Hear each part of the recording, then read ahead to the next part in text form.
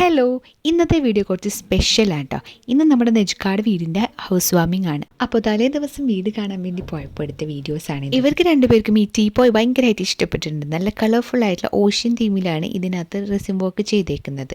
അപ്പോൾ ഭയങ്കര അട്രാക്റ്റീവായിട്ട് തോന്നുന്നു. അങ്ങനെ രാവിലെ പാല് കാച്ചുന്ന പരിപാടിയാണ് ഈ നടന്നുകൊണ്ടിരിക്കുന്നത്. പക്ഷേ എനിക്ക് പോകാൻ പറ്റില്ല. എന്നാലും വീഡിയോസൊക്കെ എനിക്ക് കിട്ടിയിട്ടുണ്ടായിരുന്നു കേട്ടോ. ഈ ഒരു സമയത്ത് ഉണ്ണികൾ രണ്ടുപേരും നല്ല ഉറക്കമായതുകൊണ്ട് അവരെ എഴുന്നേൽപ്പിച്ച് വാശി പിടിപ്പിക്കേണ്ടെന്ന് കരുതിയിട്ട് ഞാനും പോയില്ല.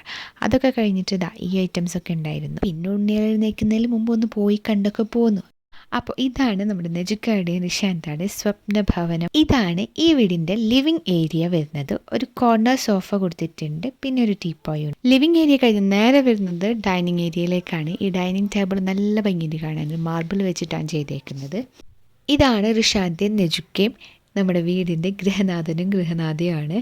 അപ്പോൾ അവരുടെ എൻട്രൻസ് ആണ് ഇപ്പോൾ ഈ കണ്ടത് കേട്ടോ. അപ്പോൾ ഇത് മാമ, മാമി, റിഷാന്ത, നജുക്ക, അവരുടെ മക്കൾ. ഇത് നമ്മുടെ കുട്ടിപ്പട്ടാളംസാണ്.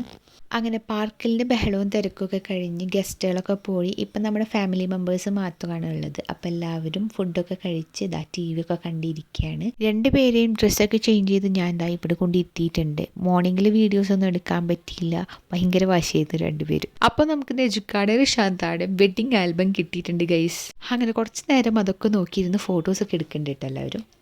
ആൽബം നോക്കലും ഫുഡ് അടിയൊക്കെ കഴിഞ്ഞതിന് ശേഷം ഗിഫ്റ്റ് അൺബോക്സിംഗ് ആണ് ഇവിടെ നടന്നുകൊണ്ടിരിക്കുന്നത്.